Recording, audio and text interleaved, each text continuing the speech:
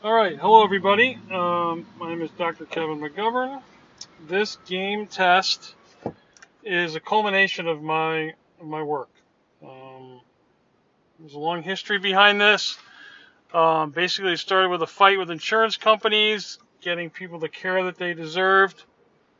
But I've been invented this test about 25 years ago, and I've been using it in my practice with athletes, and it works tremendously without tooting my own horn. And hopefully, I can um, show you that. So, the shoulder coordination test is by far the most important test of the upper extremities, okay?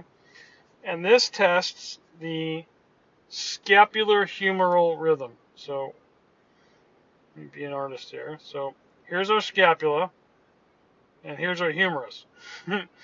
So, as we move up in this direction or any kind of elevation, the shoulder blade should turn down and in. So, it should work like a circle, okay?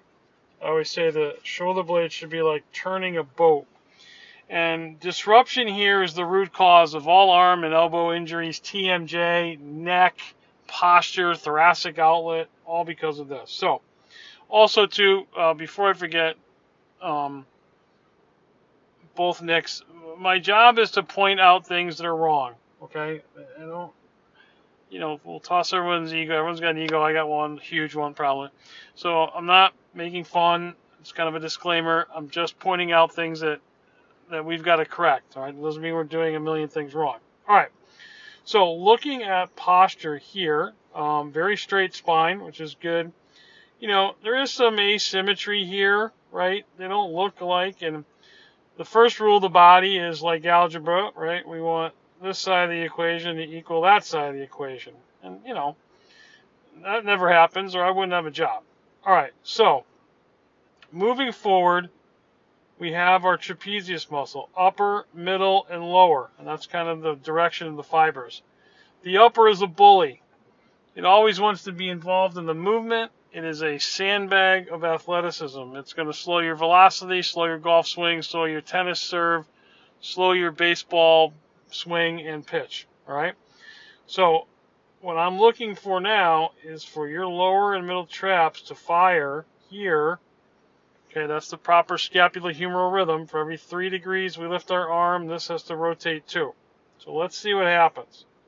So immediately, right, what happens?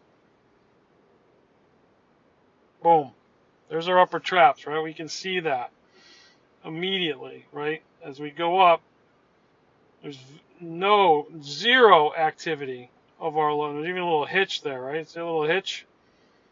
So there's something going on there that we need to look at there. But that's all upper trap. Now, the body can only accelerate as fast as it can decelerate. So our upper traps are decelerators if we're in a rear end collision. It's a decelerator of our head, not our shoulder blade. So you can see when we're up here, when we go down, what's going to happen. Right now we're really a lot of asymmetry, right? Because the upper traps are on and they're not proper decelerators, right?